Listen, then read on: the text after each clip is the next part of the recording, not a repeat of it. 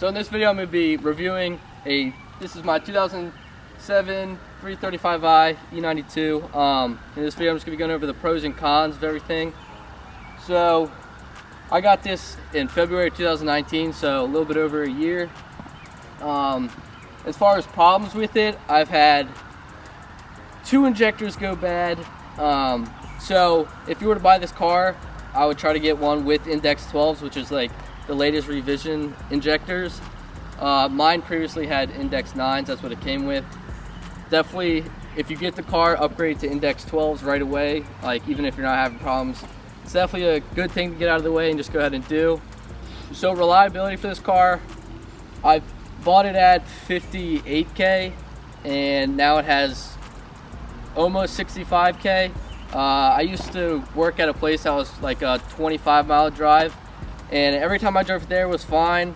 For some reason, like on the little short drives is when it misfired sometimes with the injectors. So like I said, I would just hop to index 12s right away if you got the money for it. I bought it for 10K, which isn't a bad price at all for how many miles it had.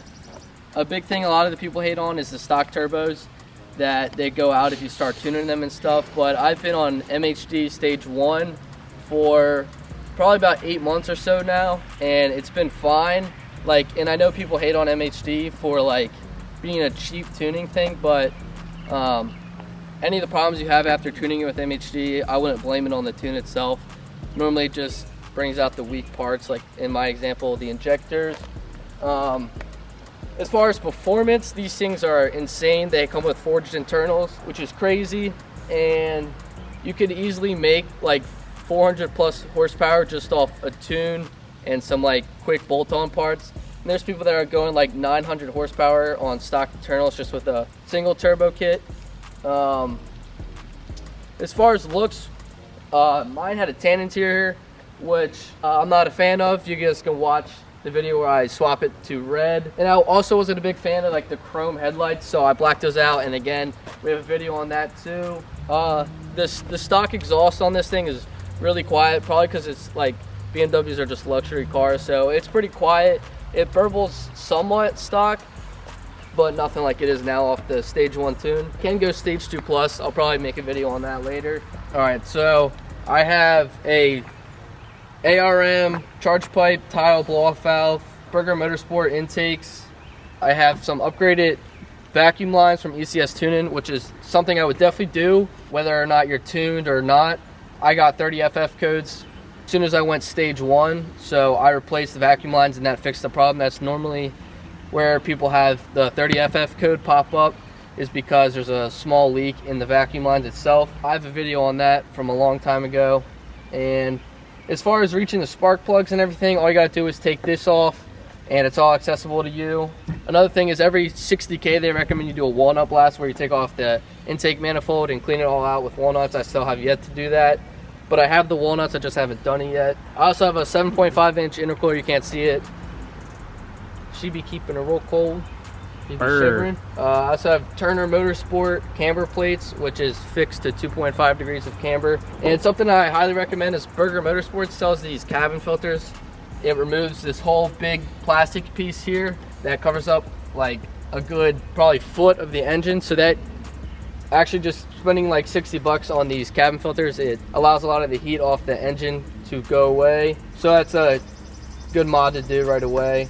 All right, so for these wheels, I have 18 by 9.5 odd hands. If I were you and you were getting wheels, I wouldn't get 18 by 9.5 in the front. It's a little too thick. I'd go 18 by 9 or 18 by 8.5, so it won't rub at all. Because I have no rubbing issues back here, and I have a 15mm spacer back there with the 9.5, and it doesn't rub at all. But up here, it rubs a lot. So if you're getting wheels, definitely get 8.5. This is also a 35 offset, so I'd get 8.5 with wheels so you don't rub. And it's also lowered on Raceland coilovers. We have a video on that as well. It's probably about an inch off the lowest setting, and it looks a lot better lowered. Obviously, as far as every car, I don't think any car lowered looks bad. And another good thing is these cars have really big brake calipers in the front, but the backs are small. but the front ones are huge, which is nice. All right, so as far as the interior, they have really nice, comfortable leather seats with heated seats and a fully adjustable automatic seats and everything. It's got a sunroof. If you get the red interior, it looks really good. And the black interior looks nice too. They have models with paddle shifting on the steering wheel. Mine does not, unfortunately. The comfortability as far as in here and visibility is really good. There's no blind spots really at all. All right, so now we're in Skate 3 mode. We look like we're in a skateboarding game because our last camera died. So I got a lot of carbon on this car. Carbon fiber mirror caps, carbon hood, carbon spoiler. Carbon head. Carbon head. Toes. Knees and toes.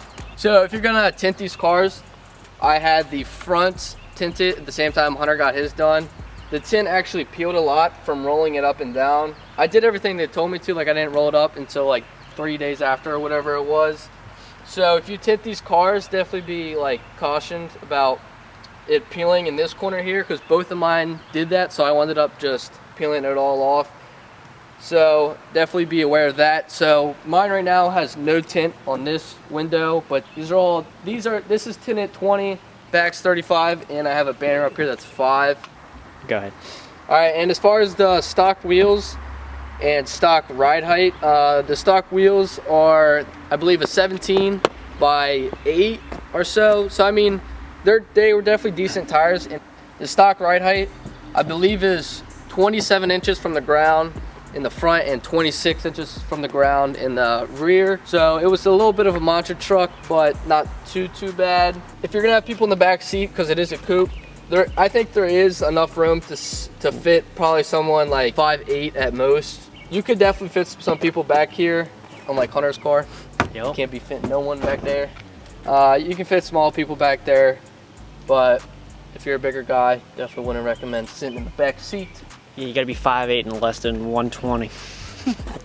And then as far as the trunk space, there is a lot of room. You fit a dead body. You could fit like 5 dead bodies, you think? Yeah, I mean like 3 6. Well, it's gotta be like, you gotta fold them in half though. Yeah. You can fit some dead bodies in here. She got some room in there, ignore all this stuff. Hey, what about one? It does come with a little toolkit under here. BMW loves doing that. Unfortunately, mine doesn't have a lot of the stuff it came with. And there's no spare tire that comes with this car, unfortunately. Shit. It's just a little, like... secret compartment. Yeah, a little secret compartment down there. There, you can't really fit anything in there either. So, no spare tire on this, which kind of sucks. So if you have a problem, you got to get towed or something. I have a fully straight piped exhaust. It's all custom. Just welded straight pipe and cut out the mufflers and resonators and all that. I have down pipes. Callus down pipes. I have another video on that too if you want to check that out. The exhaust note when it's fully straight piped is pretty raspy at like when you're shifting. The turbos are pretty loud when you're straight piped and you have an intake and all that stuff. It sounds pretty good. You'd be rolling like a diesel truck sometimes, but that's a vibe. That's a vibe. Unfortunately, this car doesn't have a backup camera for all the technology and fanciness of BMW. You think they would, but there isn't any. But that's not that big of a deal because I'm just used to it now. So no backup camera on that. All right, so not a lot of people do this, but I put a pillar gauge on here. I'll leave a lot of stuff in the description on where it's from and stuff like that. A lot of people just run an MHD tablet and put it mounted somewhere. But I like the look of this, and I already have a screen in there from factory, so I didn't really want to put another one. I don't know where I would have put it. But it was pretty simple with everything that came with this kit. I just drilled a hole in the factory A-pillar and ran the wires down here to the footwell, and then there's a small hole under there that goes to the vacuum line where you need to put it. So that was fairly easy to install. So when I first got this car a couple months down the road when it rained pretty bad, the headlights got water in it from factory, which kind of sucks. You know, things do be happening.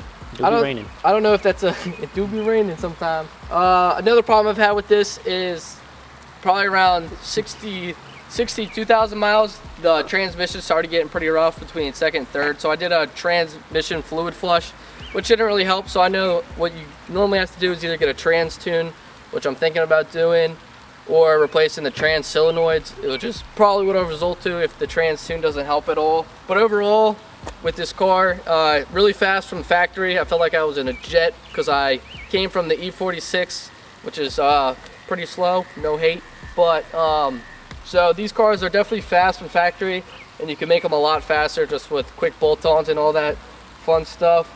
So as far as reliability, honestly, if you're not willing to work on your car, I would not buy this car. It's pretty much your second girlfriend. You have to take care of her, or else, you know, she'll be in a tow truck all the time. So definitely doing basic maintenance like everyone says. Trans flushes at 60K, walnut blast, oil changes every 5K. You know, just like there's plenty of forums on everything that you should do to keep these cars running good. So that's pretty much it. So like I said, I've owned this car for a year. It's been great, a couple problems here and there, but I mean, in my opinion, it's all worth it because it's a really fun and fast car. Yep, that's pretty much the end of this video. That be it. Catch you on the flip.